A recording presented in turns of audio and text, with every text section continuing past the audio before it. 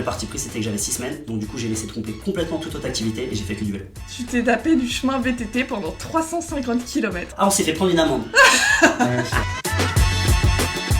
Bonjour à tous et bienvenue sur Level Up, le podcast de Intuitive Training. L'émission qui aborde toutes les questions liées à l'entraînement, la nutrition et la récupération. Je suis Eleanor ou Athlétique Intuition sur les réseaux et aujourd'hui je suis accompagnée de mes deux associés, Thomas alias Wild South Trainer et Nicolas ou Tarzan from the Town pour les intimes. Nous sommes ravis de vous accueillir pour ce nouvel épisode. Bon, salut les gars, salut Tom. Salut les. Salut Nico. On est reparti pour un nouvel épisode qu'on enregistre pour la deuxième fois. Vous ne voyez pas, mais on est assis par terre dans un espèce de placard à balai où il y a deux machines à laver. Parce qu'on a enregistré 2 podcasts la semaine dernière et gros bug technique en voulant les monter, sont dégueulasses.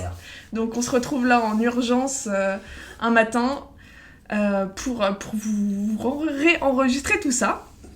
Et aujourd'hui, on va partir pour un épisode un peu spécial, ça va être notre hors-série.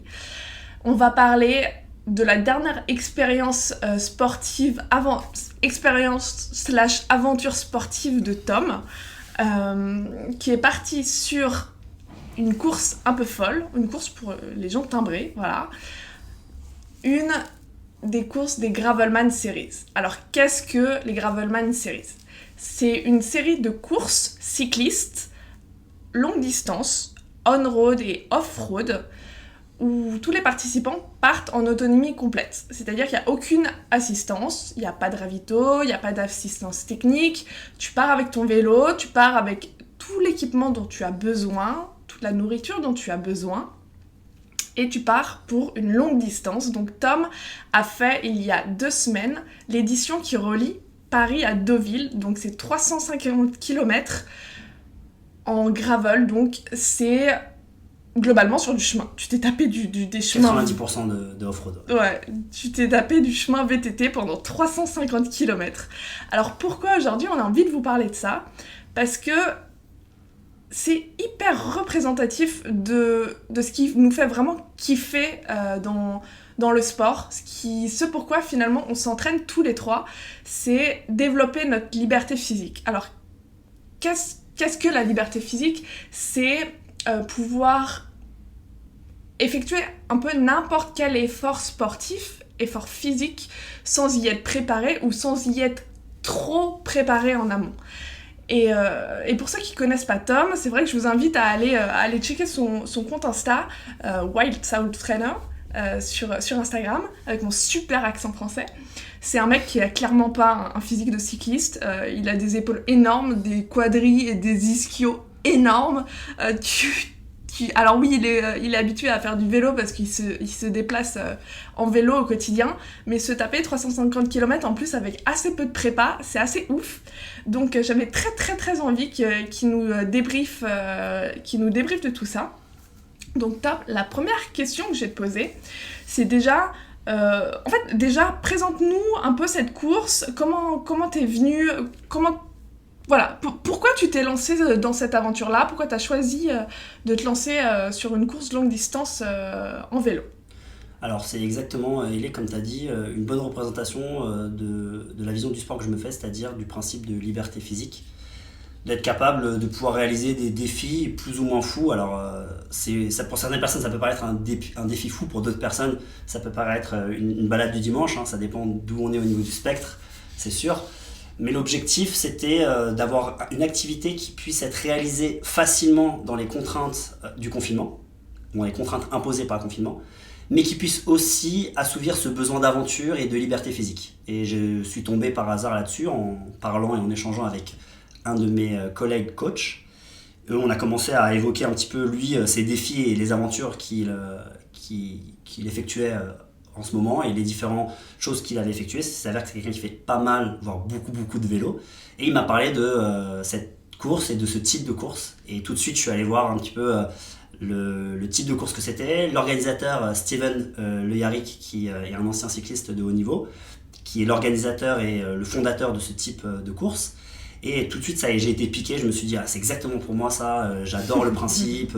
Une nuit en camping ou en extérieur, en autonomie complète. Donc c'est un mélange de plein de choses que j'aime, c'est-à-dire la nature, l'effort physique, le fait de voir des belles choses et des beaux paysages. Et cette envie de vouloir couvrir une distance, et notamment d'aller dans un endroit, ça peut paraître bizarre, mais je ne suis jamais allé à Deauville. Donc je me suis dit, tiens, c'est l'occasion. C'est l'occasion, exactement. Et ça fait longtemps que j'ai pas voyagé ou pas voyagé comme j'aimerais voyager. C'est vrai que tu voyages beaucoup, toi. Donc, et du coup, c'était découvrir la France d'une manière un petit peu atypique et différente. Clairement. Et en intro, j'expliquais que c'est vrai que t'as pas du tout le physique d'un cycliste longue distance. Et ta prépa a été assez courte parce que je me souviens que quand tu nous as préparé, tu nous as parlé avec Nico de ton envie de te lancer cette course. T'es arrivé un soir, tu nous as dit bon les gars, c'est bon, je suis inscrit. Et je crois que c'était presque 1 mois et demi, 6 semaines. Voilà, un mois et demi Au après. final, j'ai réussi à avoir 8 semaines parce qu'il y a eu 2 semaines de repoussé au niveau de la course, mais c'était 6 semaines. Donc pour quelqu'un qui est pas prêt normalement pour ce type d'effort, comment... C'est très court. C'est hyper court. C'est très court. Comment tu t'es préparé? Quelle a été ta stratégie d'entraînement? Ouais. Ma stratégie elle a été un petit peu la même pour pas mal de choses que je prépare, c'est le volume d'abord. Donc j'ai essayé de cumuler pas mal de volume, un petit peu tous les jours, voire même tous les jours. Donc je suis parti sur grosso modo entre 50 et 60 km presque tous les jours. Au départ j'ai commencé par 40 et j'ai construit. Et le but c'était vraiment d'essayer de m'habituer à plusieurs choses, c'est-à-dire musculairement, l'adaptation musculaire à ce type d'effort qui est peut-être un petit peu différente. L'adaptation aussi au niveau postural, sur le vélo c'est bête mais moi j'ai fait beaucoup de vélo travail mais c'était un vrai VTT ou voire même ces derniers temps un vélo électrique parce que j'étais un petit peu feignant. Donc du coup la posture et le placement n'est pas du tout le même. T'es plus redressé, là t'étais beaucoup plus... T'es beaucoup plus allongé en fait, ouais. C'est pour expliquer un petit peu sans trop rentrer bien sûr dans les détails, le gravel c'est ce qu'on appelle un vélo hybride, c'est-à-dire que c'est un vélo qui ressemble à un vélo de course mais qui est adapté pour le off-road, c'est-à-dire le hors-piste ou le VTT. Donc voilà, donc effectivement tu as une position beaucoup plus couchée sur le vélo, beaucoup plus avancée et l'engagement au niveau du pédalier est pas du tout le même ou un petit peu différent de ce que tu peux avoir sur un VTT. Et après pareil, des petites techniques au niveau de l'utilisation d'un matériel dont j'avais pas forcément l'habitude, les clips et autres. Alors l'adaptation est plus ou moins longue selon ton background et selon ce que tu es capable de faire. Mais l'objectif premier effectivement c'était cumuler du volume. Et progressivement, même si j'avais pas beaucoup de temps, d'essayer de mettre un petit peu d'intensité, d'avoir au moins une sortie longue, au moins une, pour voir, et d'ailleurs ça a été plutôt bénéfique ou pas, ça dépend. Pour ceux qui se rappellent du podcast sur les blessures, c'est ce qui m'a amené à me blesser ou à mettre en évidence une fragilité que j'avais. Et du coup, voilà un peu mon objectif et comment j'ai essayé de mettre ça en place. Tu faisais pas de sortie comme ça aussi longue avant? J'avais jamais fait. En fait, la plus longue sortie que j'avais faite de ma vie en vélo, avant ça, c'était 50 km. Et là, elle était de combien cette sortie longue? La sortie longue, j'ai fait 170. 170. Ouais, ma première sortie longue, 170. Vélo de route, tu avais fait une sortie c'était vélo de route que tu avais fait ou Alors voilà, l'erreur que j'ai commise entre guillemets, mais bon ça après on apprend de ses erreurs, comme dans tout, je dis souvent la meilleure connaissance que vous pouvez acquérir c'est via l'expérience.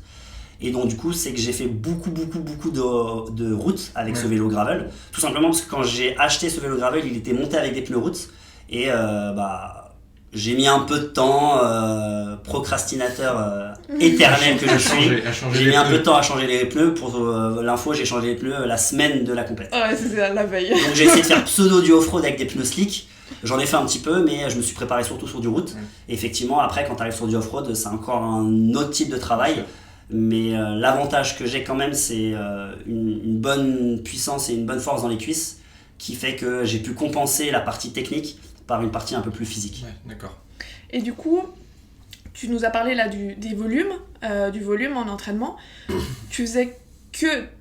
Toi, tes entraînements habituels sont plutôt des entraînements avec charge, type functional training. Là, est-ce que tu continuais ce type d'entraînement ou t'as d'un seul coup switché complètement que sur du cyclisme pur pendant tes 6 semaines de prépa? Alors ce que j'ai fait c'est carrément un parti pris. Si j'avais été une personne avec un background ou un passif sportif complètement différent, j'aurais eu une approche complètement différente au niveau de ma prépa. Mais là le parti pris c'était que j'avais 6 semaines, donc du coup j'ai laissé de compléter complètement toute autre activité et j'ai fait que du vélo. Ok. Donc j'ai vraiment fait que du vélo, je me suis concentré là-dessus. J'ai aussi pris le parti pris par rapport au temps que j'avais. Ouais. Effectivement, que si j'avais été quelqu'un avec un autre passif ou un autre background, peut-être que j'aurais pu rajouter un petit travail de renfo ou un travail postural sur certains muscles sollicités lors du vélo. Mais comme je partais du principe, même si au final j'ai eu une petite blessure, mais c'était plus au niveau technique et de la position du vélo que j'ai rectifié, mais je suis parti du principe que j'avais les fondations quand même suffisamment solides pour pouvoir me permettre de me focaliser uniquement sur la partie spécifique. Étant donné le peu de temps que j'avais, comme je le dis, c'est aussi un choix stratégique. Tu penses que ça t'a donné un vrai coup de pouce ces 6 semaines? Ouais, vraiment. Okay. Vraiment parce que c'est un peu le principe de l'adaptation, tu vois. C'est-à-dire que c'était un petit peu difficile au début, mais c'était pas difficile en termes musculaires ou en termes endurance ou même en termes cardiovasculaires ou autres. C'était difficile en termes de vraiment sollicitation qui est toujours la même tous les jours, pareil. D'accord. Okay. Donc après le vélo, l'avantage du vélo, c'est qu'on est surtout sur quelque chose de concentrique. Donc tu as très peu, voire pas du tout de courbature. Ouais. C'est l'avantage, malgré le volume que tu cumules. Et après, d'ailleurs, avec la natation, le vélo, c'est 2 activités où il y a énormément de surmenage ou de surentraînement parce que les sportifs ne ressentent pas la fatigue cumulée due au volume comparé à d'autres activités physiques, les impacts et autres. Donc il faut faire un petit peu attention. Okay. Et cette fameuse sortie longue, tu nous as dit que tu t'étais pris une claque dans la gueule et que ça avait provoqué une blessure. Est-ce que tu peux nous parler de ces 2 points-là ? Bah effectivement, en fait, si tu veux, le vélo que j'ai récupéré, c'était un vélo femme, donc monté sur une selle femme. Alors moi, je me suis dit, bon, c'est un détail, parce que peut-être en faisant un peu les choses à l'arrache. Pourtant, je me suis pas mal renseigné sur l'activité. J'ai eu la chance d'être entouré de personnes qui sont vraiment experts dans le domaine. Donc j'ai pu acquérir un tout petit peu d'expérience à mon niveau à leur côté. Mais c'est vrai que j'ai tardé à changer la selle, très tardé, pas autant que les pneus, mais quand même. Et du coup, à force de tarder, bah, autant sur du courte distance et des volumes qui sont dus non pas à des volumes à l'instant T mais une cumulation de volumes. Tu as bien compris que je faisais pas plus de 60 km mais tous les jours.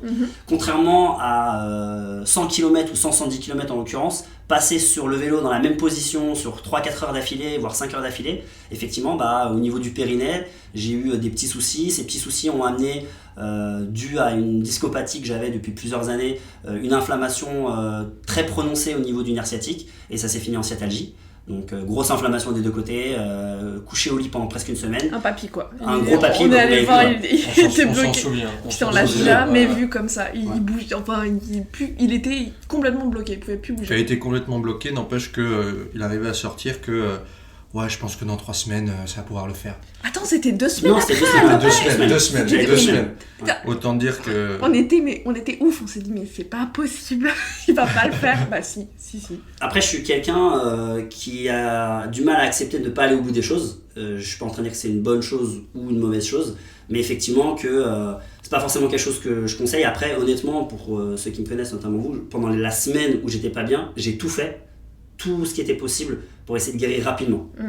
Et finalement, j'ai fait la course, j'ai fait les changements nécessaires sur mon vélo. À partir du moment où j'ai fait les changements, plus aucun problème. Puis il faut savoir quand même que c'est un mec qui a une capacité de récupération assez hallucinante. Il récupère très très très vite. Donc voilà, non, mais je pense que ça joue. Et effectivement, ce qui est important dans ce genre de défi, je pense, même si lors du défi, tu apprends énormément à ton insu et au niveau peut-être pas de la prépa physique, mais plutôt de l'organisation, on en parlera dans un instant, mais c'est d'essayer de se renseigner le plus possible, d'être suivi si possible, si vous avez un peu de doute, notamment quand vous faites des activités en endurance extrême comme celle-ci, ou vraiment sur du long, parce qu'il y a des petites blessures et des petits soucis qu'on peut avoir et qu'on peut cumuler, comme les gens qui se lancent pour un marathon en se disant allez c'est parti, sauf que tout dépend de là où tu pars, tu vois, faut faire attention. J'ai dit oui, j'ai cumulé du volume, mais je suis conscient que je peux encaisser ce volume-là. Complètement. Ça, c'est très important. Une petite gêne peut, avec de grosses distances comme ça, parce que tu avais une petite gêne qui s'est jamais... voilà, et ça n'apparaissait pas dans tes trainings. Ça peut devenir et là, ta grosse ouais. sortie, tu vois, ça a déclenché la petite gêne, donc faut faire vraiment attention à ça, je pense. Voilà, et le plus important sur le vélo, serrer les fesses. Non, je plaisante. Ok, j'ai une autre question qui me vient en tête. Encore une fois, pas le profil d'un cycliste lambda. Quels ont été tes points forts et tes points faibles par rapport aux autres participants ? Alors mon point faible déjà, je pense que la masse musculaire que j'ai n'est pas forcément optimale pour le vélo. Donc il y a des choses qui sont bénéfiques et d'autres qui sont peut-être un petit peu handicapants. En l'occurrence, et ça j'en ai parlé avec Steven m'a apporté énormément de conseils. J'ai eu la chance de pouvoir discuter en live avec lui sur justement la prépa à l'organisation, ce qui m'a fait gagner pas mal de temps. Mon plus gros problème au niveau énergétique, c'était mon pourcentage de masse maigre et de masse grasse. Ce genre d'épreuve nécessite quand même d'avoir un pourcentage de masse grasse plus élevé que celui que j'ai, tout simplement pour pouvoir pas avoir de problématiques au niveau lorsque vous rentrez dans tout ce qui est la filière, on va dire aérobique, mais sur du très très long, ce qui est encore autre chose, lorsque vous avez ces problématiques, notamment qu'on devait gérer nous-mêmes notre ravito, de pouvoir gérer son ravito de façon plus simple lorsqu'on a un petit peu cette utilisation et cette capacité à aller piocher dans la masse grasse. Après moi du coup je me suis préparé sur le ravito complètement différemment, et là aussi c'est une claque que j'ai prise lors du premier, où je suis quelqu'un qui n'a pas l'habitude, de par les activités que je fais, de trop m'hydrater ou de trop m'alimenter durant l'effort, parce que j'ai l'habitude d'efforts beaucoup plus courts que ça. Et là, j'ai vu que c'était pas possible. Clairement. Grosse claque. Je m'en doutais, mais on teste, tu vois. Donc le jour J, j'ai pas du tout eu cette problématique-là, parce que j'ai bien géré mon ravito, toutes les 45 minutes, un apport de entre 35 et 45 grammes de glucides. Je trouve ça énorme. Un apport c'est énorme. Et j'en avais des barres. Au taquet. Et pareil, il faut aussi savoir gérer. Parce que beaucoup de personnes te parlent de gel et de liquide, la problématique c'est trop le liquide, au niveau de la digestion ça se passe pas du tout de la même façon qu'une barre. L'avantage sur le vélo que tu as par rapport à la course ou à d'autres activités, c'est que c'est très facile de digérer sur un vélo.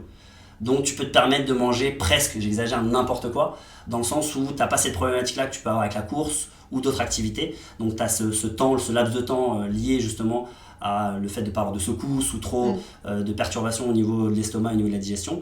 Et après, l'autre truc qui est vraiment cool, c'est moi j'adore manger, donc c'était une bonne excuse, tu vois. Les gars, le jour J, j'ai brûlé 10 000 calories pour donner un ordre d'idée. C'est sûr que je les ai pas ingérés. Les gars, je l'imagine tellement s'arrêter là sur la route, se prendre le petit kebab en mode takeaway et continuer à pédaler. C'est ça qui est cool. En plus, tu peux continuer à pédaler et t'alimenter. C'est magnifique, non ? Nickel. Tu brûles tout de suite. C'est nickel, non ? Boum, boum, boum.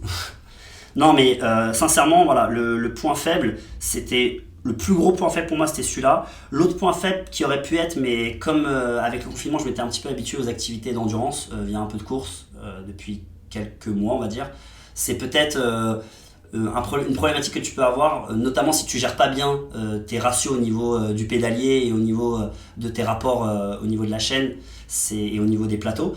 C'est une saturation que tu peux avoir musculairement et une problématique, notamment plus tu as de masse musculaire, plus de risques d'avoir une saturation au niveau musculaire. Ça, j'ai de la chance, j'ai pas trop eu. J'ai mieux géré en plus mes rapports que lors de ma première sortie, parce que justement la première sortie j'avais eu un petit peu ces problématiques là, notamment sur les montées.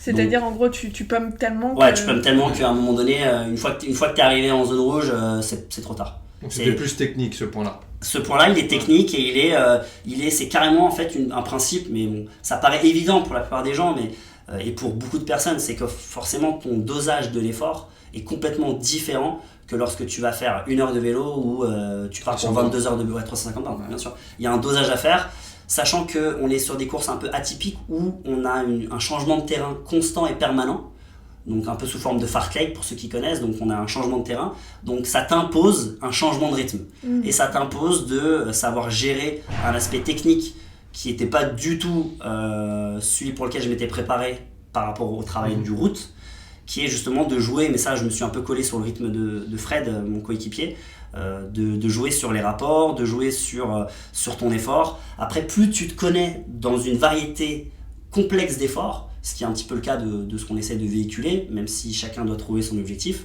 mais nous, ce qui nous fait kiffer personnellement en tout cas, et ce qui est différent par exemple de chacun de nos athlètes, nous personnellement c'est d'être un petit peu à l'aise partout. Donc du coup, plus ton panel est élevé, plus ta capacité d'adaptation est élevée aussi. Donc ça c'est aussi une réalité, donc ça c'est pour ça que c'est un avantage peut-être que j'ai pu avoir, et de pouvoir doser l'effort et de se connaître dans différents efforts. Et après effectivement que le côté peut-être autre négatif, c'était vraiment un manque de technique lié à l'activité qui ne peut se faire, c'est rien les gars, c'est la porte qui s'est ouverte, il y a un petit rat qui est passé, on est dans la cave.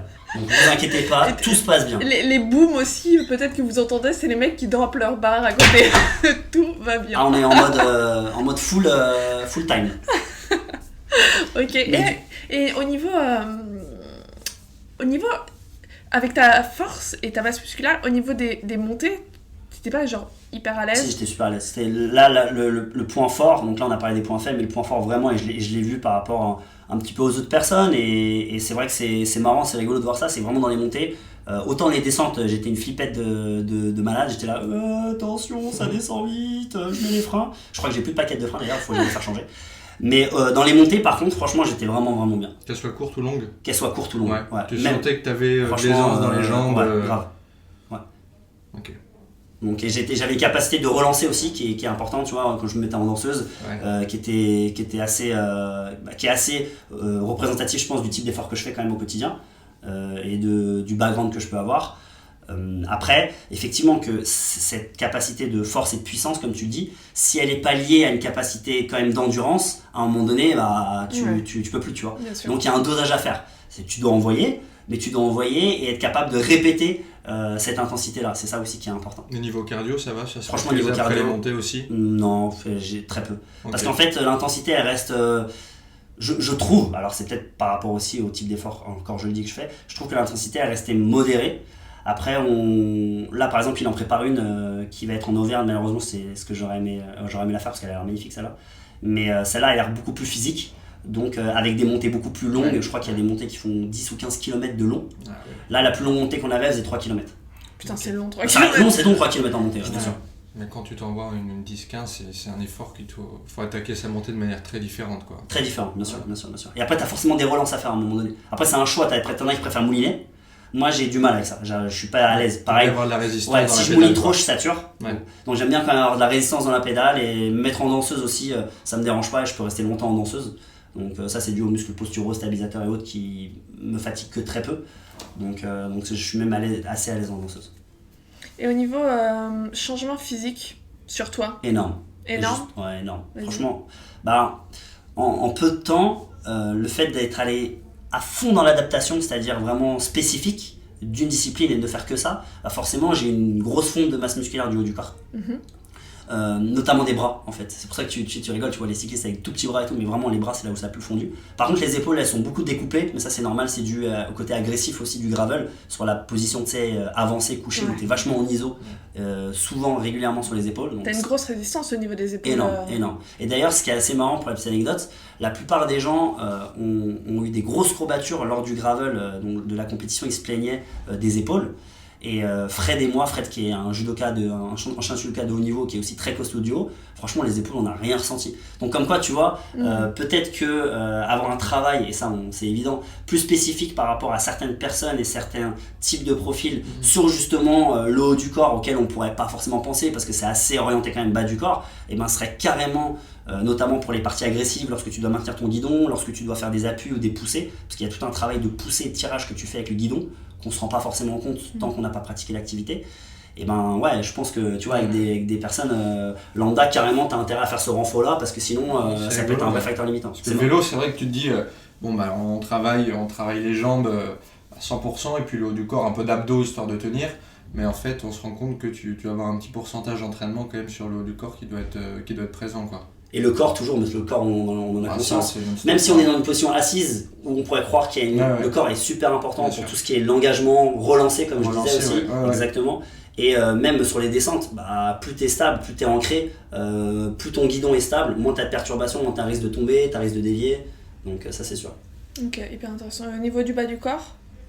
Au niveau du bas du corps, franchement, je vois que moi j'ai rien fait de spécifique. Mais j'ai eu aucune courbature et aucune problématique. Ok. Juste pas de fonte musculaire, au contraire. Au contraire. Le bas du corps, en fait, d'ailleurs, c'est un peu le problème parce que c'est la partie du corps où je développe les muscles plus facilement que le haut du corps. Jusqu'à présent, il arrivait à avoir des jeans. Voilà, là, c'est fini. Merci les jeans stretch, ça c'est une nouvelle invention, merci. Mais non, du coup, ouais. Désolé pour le bourdonnement, les gars, ça doit être l'évacuation de la machine à laver, c'est normal. Tout est normal dans ce podcast. Du coup, comme tu disais, sur le bas du corps, j'ai gagné énormément en volume musculaire. Énormément. Là, j'attends de voir ce que ça donne aussi, même si j'ai conscience d'avoir une perte, je pense, de force. J'attends de voir là, dans les semaines qui arrivent ce que ça donne sur mes max ou mes résultats au squat et tout. Ok. On reparlera de tes OG. Et sur le run, t'as recouru ou pas? J'ai recouru, Et alors incroyable. C'est là où tu vois en fait franchement le transfert il est incroyable. Ok. Ouah. Donc tu Incroyable. t'es bien sorti sur un run par Ouais, là exemple. je suis parti courir alors que j'avais pas couru depuis 1 mois et demi. Je suis reparti courir il y a. Il y a 2 jours, 3 jours. Ouais, il y a 2-3 jours, ouais. Et alors? Trop bien. Ok. Trop bien.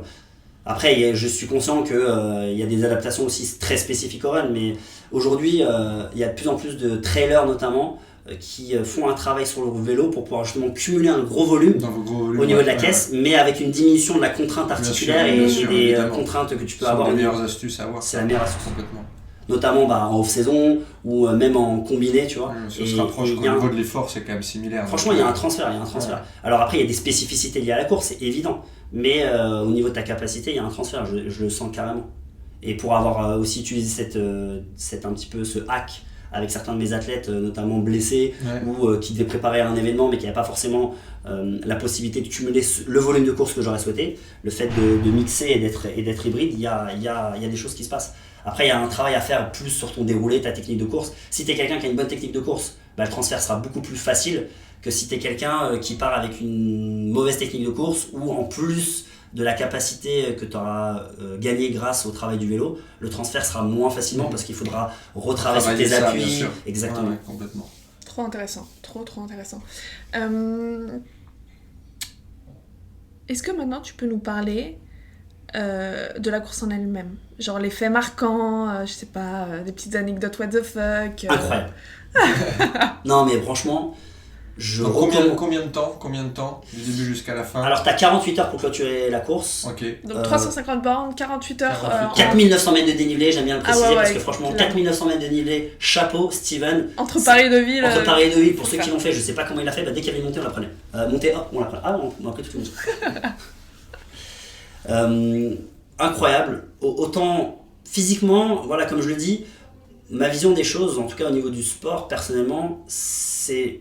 Je pense pas que les activités ou les challenges que tu te lances, et ça c'est très personnel, tu dois les subir et tu dois être au bout de ta vie, notamment pour ce genre d'effort qui est très long. Si tu subis pendant toute la course, franchement, c'est pas cool. T'as aucun plaisir, quoi. Non, t'as aucun plaisir. Il y a quand même une source de plaisir, tu vois. Alors, on n'est pas sur. Le but Ouais. c'était pas de finir premier, C'est clair. le but c'était pas la performance. Avoir la tête dans le guidon non-stop. Ouais, et puis t'as la au tête dans le final, guidon, tu profites exactement. pas de ta course, Tu tu profites pas vois de ta pas le paysage, c'est pas agréable, quoi. Exactement, donc pour ce genre d'effort, en tout cas pour ce genre de challenge, le but c'est d'être le mieux préparé physiquement pour aller chercher le moins possible dans le mental, parce que plus t'es prêt physiquement, plus ça va retarder la ressource mentale pour continuer la course, et de kiffer. Franchement, c'était une aventure humaine de dingue. Je remercie Fred, vraiment mon coéquipier, avec qui j'ai partagé en l'espace de 38 heures un kiff absolu. T'es vraiment toi et tout seul et ton vélo dans la forêt, c'est un délire que j'adore. Et là, c'est encore plus amplifié le fait de pouvoir partager avec quelqu'un. Puis vous avez roulé de nuit. Et on a roulé de nuit, puis c'est génial. Moi, j'avais jamais fait. Il m'avait conseillé de préparer ça, mais voilà. T'as pas eu l'occasion. J'avais pas l'occasion. Et j'avais jamais fait. Et c'est une sensation de. Je sais pas, vraiment, pour le coup, vraiment d'aventure avec ta torche qui est au loin. Et là, tu roules. On a roulé presque 4 heures. Ouais, bien 4 heures de nuit, on a roulé. Putain, c'est énorme. C'est énorme. beaucoup. La Ouais. fatigue doit être. La fatigue est amplifiée de par l'effort que tu as fait avant, mais aussi de par la concentration et le focus nécessaire pour pouvoir, et ça vous l'avez tous vécu lorsque vous conduisez de nuit ou autre. T'as une- On dit ça, mais il y en a 2 sur 3 qui n'ont pas le permis. Ouais, moi, j'ai pas le permis. Moi non plus. Mais j'ai le permis vélo. T'as pas eu- J'ai Et le le permis. permis vélo longue distance. Le permis Hugo, moi. une Ah, permis Hugo, pas mal. Ah, mon Une vélo, certaine mon vélo excitation s'appelle quand même, Hugo. non, de faire ça la nuit avec ta frontale dans la forêt, mais c'est pas comme si t'étais sur la Tresse pour y aller, pour aller à Deauville où tu te fatigues. Là, en pleine nuit, ça doit être quand même génial, quoi. T'entends le bruit des animaux. En fait, t'as un côté, et ce que je disais avec Fred, on partage un peu la même vision là-dessus, t'as un côté instinctif. C'est-à-dire, Ouais. tu sais, t'as tes instincts et un peu tout ce qui est un petit peu ancestral qui remonte vraiment, et tu dis, putain, mais c'est cool. Louis vas-y. l'a vu, tout ça, Parce que tu regardes. t'as un peu de peur, mais t'as un peu de curiosité de savoir Ouais, qu'est-ce ouais. qu'il y a derrière, parce que tu vois pas très loin finalement, même si on avait des trucs, c'est des phares, hein, mais tu vois pas si loin que ça finalement. Et t'es dans l'anticipation tout le temps, tout le temps. Les animaux et tout, le contexte, et t'as vraiment l'impression d'être seul au monde. En fait, t'as cette sensation comme il n'y a plus rien Ouais, tu m'étonnes. qui vit, il n'y a plus rien qui Et après bouge. 19h en plus, à ce Et, moment-là. on s'est fait prendre une amende. Ouais, c'est vrai. Totalement. Voilà 135 l'anecdote. balles. Voilà, 135 balles. Et ben je les mettrais, voire même le double pour ce genre de kiff. Mais ouais, on s'est fait Les prendre mecs, 135 ils balles. ont C'est vu vraiment des bip. Ouais, on peut dire On connard. peut pas. Non, Ah, on non, va. t'as bip. Ah, on a c'est bip. bien. Ok, Voilà. d'accord. Non, après, c'est chiant en post-prod et tout. Donc, bip, voilà. Et du coup, non, franchement, j'avoue, ils ont abusé. Les Du coup, mecs, ils ont on goûté. est tout seul. En plus, le mec, il s'arrête et qu'il nous dit, vous faites quoi là? Bah, mon gars, je sais pas, j'ai un vélo, il a un vélo, et là, Fred, il regarde, il fait, mais du vélo? Bah, cette heure-ci? Bah ouais, cette heure-ci. On va bivouaquer même dans la forêt là-bas. Vous avez prévu d'ailleurs l'endroit où vous allez dormir ou pas du Non. tout? Ça s'est fait un petit peu au pied levé Comment comme vous ça. avez choisi l'endroit, genre là où Ah bah là, c'était simple, c'était qu'on voulait faire 250 km et 150 km. Ok. Sauf qu'à un moment donné, au kilomètre 195, Fred il a crevé. Donc du coup, bah, on a fait que 195 km. Ok. Au moment où il a crevé, on a posé la tente. Le temps de changer au niveau de l'organisation et tout, ça c'est des choses aussi au niveau organisation technique que tu peux apprendre que le jour J quand il t'arrive toutes les merdes. Je suis Mister Crevaison de la course, j'ai crevé 6 fois. Putain. Le mec, il Bon. avançait de temps en temps son tracker GPS. Je pétais un câble, je le regardais, il avançait pas. Et après coup, on a compris juste que le mec, il crevait Ouais, tout le temps. quoi. Mais c'est d'ailleurs, je me suis embrouillé avec Tiff en rentrant. Tiff elle me dit ouais, je regardais ton tracker, mais franchement c'était trop nul parce qu'en fait ton tracker il bougeait pas, franchement c'était nul. Ça avançait lentement. Et moi je l'ai regardé et je dis bah ouais ça avançait lentement. Et à un moment tu vois il y avait un gros cercle sur la trace et il nous a fait faire un détour de ouf, Steven, volontaire pour pouvoir avoir la distance et aussi pour aussi un peu te dire ah, là tu peux aller tout droit mais non on va te faire un détour. Et il nous a fait un détour de ouf et là Tiff a regardé, elle voyait que je pouvais couper, tu vois, que je pouvais gagner 16 km, elle dit mais il est con lui, il a pas coupé, il allait couper là. Et alors enfin elle dit pourquoi t'as pas coupé? J'adore. Je dis bah oui bah j'avais pas coupé au kilomètre 335 toi. Donc le mec, il a passé sa vie à crever et à réparer sa 3h30 je suis resté à un endroit fixe. Putain. Juste parce que j'arrivais pas à réparer, j'avais pas les. Alors j'avais utilisé toutes mes chambres à air et au niveau des rustines, pas de problème, hein, j'avais des rustines au taquet, hein, mais ma colle elle marchait pas. Ah merde. Elle était foutue. Putain, tu dois être frustré. Ah j'étais frustré. 3h30, c'est quand Ouais, même c'était très long. très long. Et à chaque fois qu'il y avait une Tu personne qui passait. redescends, tu sens les jambes, enfin je sais pas comment ça doit se passer, mais au niveau de ton corps, il se refroidit quoi. Donc, Et Ouais. comment t'as redémarré du coup? Franchement j'ai redémarré au taquet parce que. Non j'ai- mais genre, on t'a apporté une assistance? Ouais, enfin, ouais, Steven est venu m'apporter une assistance. Ouais. Cool. Normalement il le fait pas, il a été cool. Et du coup. Bah, sinon, t'étais obligé d'abandonner parce que. Ouais, lui son kiff c'est aussi que nous on kiffe et qu'on Ouais. finisse la Ouais. course, tu vois. Ouais. Là il me restait 70 bornes, c'est beaucoup et pas beaucoup. Et puis c'est pas C'est-à-dire beaucoup, que quand il y on a a tout qui a été fait, presque. exactement. Mais du coup, voilà, si c'est ça le facteur limitant, bah c'est vrai que c'est chiant. Et je te dis, il y a plein de gens qui m'ont dépanné, ils ont été super cool. Mais soit c'était pas la bonne taille de chambre à air, soit ils me donnaient des chambres à air mais elles étaient crevées. Et donc du coup, soit ils me redonnaient des rustines mais l'école elle marchait pas. Les connards, ils te donnent Mais la là tu te chambre. dis, mais les gars, j'avais plein de trucs hein. Mais à un moment donné, j'ai dit, ouais, je vais prendre une fourmi, je vais l'écraser. J'ai vu ça dans un film et tout. Et je vais faire une rustine avec, je vais cracher et tout. Bon, ça marche. Ça marche que dans les films. Et t'as dormi combien de temps? Vous avez dormi 3 combien de heures. temps? Oh putain. Mais tu vois, la prochaine fois, là, on s'est fait un kiff, comme des gamins, avec le petit feu, où on a fait un petit peu le feu, le réchaud, on n'a pas fait un feu dans la forêt, attention, pour ceux qui écoutent, qui seraient des gardes forestiers, non, pas du tout. Donc du coup, on a sorti notre popote, il a cuisiné, moi j'ai planté ma tente, un kiff que j'avais pas eu depuis un moment donné, j'adore ça en plus. Et donc du coup, c'est un kiff qu'on s'est fait, mais qui est un petit peu inutile pour ce genre de compétition. Le but, c'est mieux d'avoir un sac de couchage, tu te poses, tu dors, boum, tu te lèves, tu repars. Mais bon, là, c'était l'aventure, donc tu partais Exactement. pour ça aussi. un moment de partage quoi. T'es arrivé à quelle heure d'ailleurs? Vous êtes arrivé Je suis arrivé à minuit. Lui, du coup, lui, à un moment donné, les 70 km avant, bah, je lui ai dit, attends, écoute, franchement, ça faisait déjà une demi-heure qu'on attendait, qu'on essaie de réparer et autres. Je lui ai dit, bah, vas-y, pars, c'est pas grave, je me démerderai. Ok. Je finirai à Il pied. va pas attendre. Je pense. Non, mais Sans le vélo. j'ai pas. En plus, c'est quoi il avait bien fait le truc, Steven, parce qu'il avait mis des points comme quoi, tu sais, tu pouvais avoir un décathlon, tu peux avoir un stylé. vélociste. Ouais, il mettait des points où on pouvait, justement, si on avait des galères. Sauf Ok. que c'était le 8 mai. Ah oui, Oui, c'est vrai. Ouais, ça c'est mon. c'est Ah cool. c'est stratégique, ça. c'est tout qui est fermé, hein. C'est me fait bon. Tout c'est dit donc. Bon, et maintenant la suite. Comment t'as repris les entraînements? Quels sont tes objectifs là à moyen et pourquoi pas à plus long terme? Franchement, à long terme, c'est de faire au moins 2-3 compètes comme ça, 2-3 sorties comme ça de ce type-là par. C'est pas des compétitions, mais on va dire des courses de ce type-là par an. J'aimerais vraiment. Par an? Ouais. Ok. En choisissant vraiment les spots les plus hauts. Là, il est en train de faire des trucs dans des spots de dingue. Donc là, j'allais te poser forcément la question, mais c'est prévu d'en refaire une. Oui. Cette fois, un peu plus pour la perf? Cette fois, oui. Cette fois, et d'essayer d'aller chercher D'accord. justement, maintenant que la partie découverte est passée, Ok. d'essayer de me pousser un peu plus, d'essayer d'optimiser encore plus sur la partie technique et ravito et l'organisation qu'on pourrait avoir, et même au niveau, bah, comme je disais il y a 2 secondes, de l'attente, et etc. Pardon, excusez-moi. c'est du live. Et du coup, j'aimerais effectivement essayer de préparer ça et peut-être d'aller chercher à gratter plus la perf.